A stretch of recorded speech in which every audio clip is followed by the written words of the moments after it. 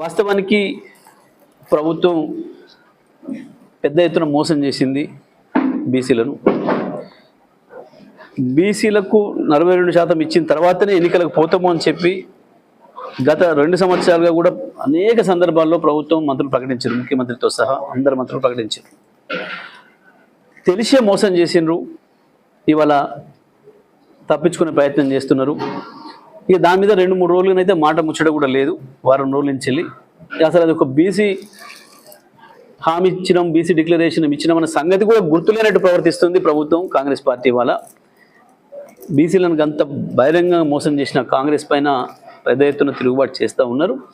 స్థానిక సంస్థలకు సంబంధించి ఇంకా కేవలం ఏదో సర్పంచి పెడతా అంటున్నాడు, అది కూడా ఇప్పటికి కూడా అనుమానమే. అందులో కూడా తీసిన చోట కూడా కొన్ని చోట్ల బీసీలకు మరీ అన్యాయం జరిగింది. కొన్న నాలుకకు మంది ఇస్తే ఉన్న నాలుగు ఉసిపోయిందన్న సామెత ఇక్కడ కనబడుతుంది. గతంలో ఉన్న 22% కూడా ఇస్తున్నట్లేదు. మరి ఇక్కడ కొన్ని మండలాలలో చూస్తే అసలు పూర్తిగా బీసీలకు ఒక సీటు కూడా లేదు. ఉదాహరణ చివేముల మండలం చూస్తే 32 గ్రామ పంచాయతీలు చేస్తే ఒక్కటంటే ఒక్కటి కూడా బీసీ రిజర్వేషన్ లేదు. ఒకవైపు పాలకీడు మండలంలో ఒక్కటి బీసీ రిజర్వేషన్ లేదు.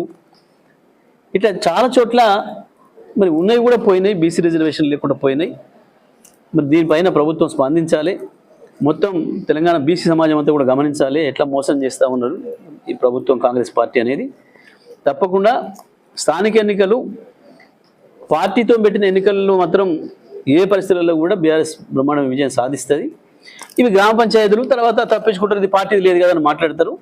బట్ ఏదైనప్పటికీ కూడా బీఆర్ఎస్ పార్టీకి వాళ్ళ ప్రజల్లో బ్రహ్మాండమైన ఆదరణ వస్తుంది. ప్రజలకి ఏ సమస్య వచ్చినా కేసీఆర్ని గుర్తు చేసుకుంటున్నారు.